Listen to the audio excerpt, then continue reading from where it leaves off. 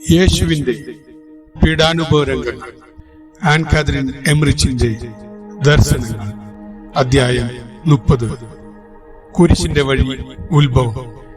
പരിശുദ്ധ മറിയവും മഗ്ദലേന മറിയവും യോഹന്നാനും ഫോറത്തിന്റെ ഒരു കോണിൽ നിന്ന് മുമ്പ് വിവരിച്ച സംഭവം മുഴുവൻ വീക്ഷിച്ചുകൊണ്ടിരുന്നു. അവർ അഗാധ ദുഃഖത്തിന്റെ അടിത്തട്ടിലെത്തി. ഈശോയെ ഹെരോദസിന്റെ അടുക്കിലേക്ക് കൊണ്ടുപോയപ്പോൾ അവിടുത്തെ പാദസ്പർശമേറ്റ് പവിത്രീകരിക്കപ്പെട്ട സ്ഥലങ്ങളിലൂടെ കർത്താവിന്റെ ഇഷ്ടശിഷ്യൻ പരിശുദ്ധ അമ്മയെയും മഗ്ദലേനയെയും കൊണ്ടുപോയി. കയഫാസിന്റെയും അന്നാസിന്റെയും വീടുകളിലേക്കും ഓഫലിലേക്കും ഗത്സമനിയിലേക്കും ഒലിവ് തോട്ടത്തിലേക്കും അവർ നോക്കി. ഈശോ വീഴുകയും സഹനത്തിന്റെ പാരമ്യത്തിലെത്തുകയും ചെയ്ത ഓരോ സ്ഥലത്തും അവർ മനസ്സുറപ്പിച്ച് ധ്യാനിച്ചു. ആ ദിവ്യസ്ഥലങ്ങളിൽ അവർ മൂവരും മനസ്സാലെ മുട്ടുകുത്തി നിലം ചുംബിച്ചു. മഗ്ദലേന വികാരഭരിതയായി. യോഹന്നാന് കണ്ണുനീർ നിയന്ത്രിക്കാൻ കഴിഞ്ഞില്ല.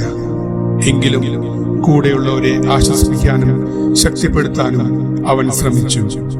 കുരിശിന്റെ വഴി ഭക്തി നിർഭരമായ പുണ്യകൃത്യം ആയതും ഈശോയുടെ പീഡാനുഭവ രഹസ്യങ്ങൾ ആദരിക്കപ്പെടാൻ തുടങ്ങിയതും ഇപ്രകാരമായിരുന്നു.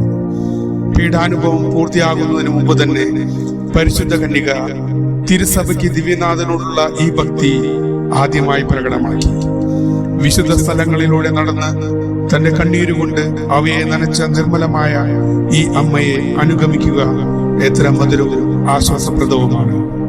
എന്നാൽ അവളുടെ ഹൃദയത്തിൽ തുളച്ചു കയറിയ വ്യാകുലവാളിനെ വിവരിക്കാൻ ആർക്ക് കഴിയും? ദൈവം തന്നെയായ ദൈവവചനത്തെ ഗർഭം ധരിച്ചവർ. അവളുടെ കൃപാപൂർണമായ ഹൃദയത്തിന് താഴെ 9 മാസം വസിക്കുവാൻ അവൻ തിരുമനസ്സായി. ലോകരക്ഷകനെ ഉദരത്തിൽ വഹിച്ചവൾ. അവൾ മനുഷ്യമക്കളെ സ്വർഗീയ കാര്യങ്ങൾ പഠിപ്പിക്കുകയും അവർക്ക് രക്ഷയുടെ അനുഗ്രഹം പകർന്നു കൊടുക്കുകയും ചെയ്യുന്നതിന് മുമ്പ് ഈശോയെ തന്റെ ഉള്ളിൽ അനുഭവിച്ചു. അവനോടുകൂടി സഹിച്ചു. കൈപ്പ് നിറഞ്ഞ പീഡാസഹനങ്ങളിൽ മാത്രമല്ല, അധപതിച്ച മനുഷ്യവർഗത്തെ തന്റെ മരണത്തിലൂടെ രക്ഷിക്കുന്നതിനുള്ള അവന്റെ തീവ്രമായ ആഗ്രഹത്തിലും അവൾ പങ്കുചേർന്നു. നിർമ്മലയും പരിശുദ്ധിയുമായ കന്യകാമാതാവ് ഹൃദയസ്പർശിയായ കുരിശിന്റെ വഴിക്ക് ആരംഭം കുറിച്ചു.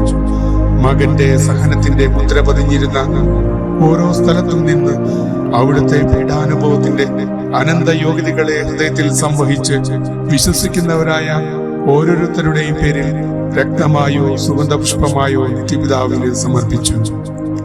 മഗ്ദലേന ദുഃഖത്താൽ സുബോധമില്ലാത്തവളെയാൽ പോലെയായി. ഈശോയുടെ കാൽച്ചുവട്ടിൽ വീണ് അവിടെ തന്റെ ഹൃദയവികാരങ്ങൾ മുഴുവൻ ചൊരിയുവാൻ അതിനില്ലാത്ത പരിശുദ്ധ സ്നേഹം അവളെ പ്രേരിപ്പിച്ചു. എന്നാൽ ഈ പ്രേരണയെ പിന്തുടരാൻ തുടങ്ങിയപ്പോൾ ഈശോയ്ക്കും അവർക്കും ഇടയിൽ ഒരു ഗർത്തം പ്രത്യക്ഷപ്പെടുന്നത് പോലെ തോന്നി. തെറ്റിനെ കുറിച്ചുള്ള അവളുടെ പശ്ചാത്താപം വലുതായിരുന്നു. മാപ്പ് ലഭിച്ചതിലുള്ള നന്ദിയും അതുപോലെ തന്നെ. ഈ നന്ദിയും സ്നേഹവും പരിമള തൈലം പോലെ അവിടുത്തെ പാദത്തിങ്കൽ ചൊരിയാൻ ഒരുപ്പെട്ടപ്പോൾ പരിഹാരാർത്ഥം അവിടുന്ന് ഏറ്റെടുത്ത അവളുടെ പാപങ്ങളാൽ ഒറ്റിക്കൊടുക്കപ്പെട്ടവനും മരണത്തോളം എത്തുന്നവനുമായി അവിടുന്ന് കാണപ്പെട്ടു. ഈ കാഴ്ച അവളിൽ ഭയം നിറച്ചു.